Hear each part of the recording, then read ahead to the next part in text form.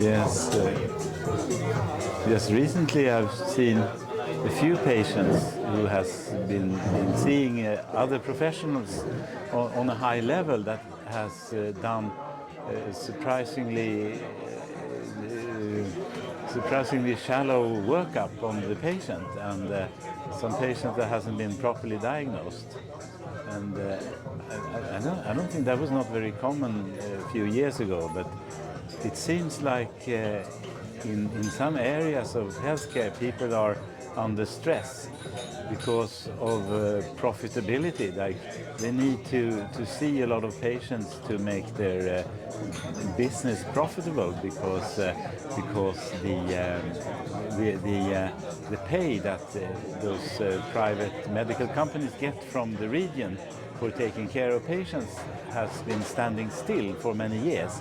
So now they need to speed up their care and work much faster, and that obviously leads to some mistakes, and that some things are missed.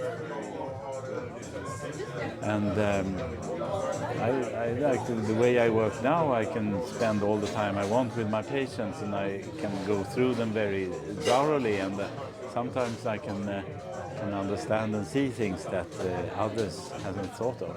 And it's also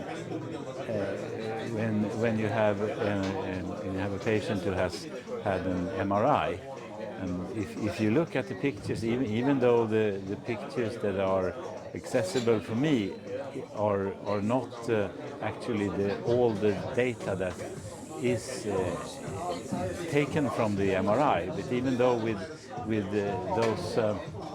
those pictures that I can get hold of, I very often see things that has not been mentioned in the MRI report. For example, which they almost never mention is the state of the spinal musculature.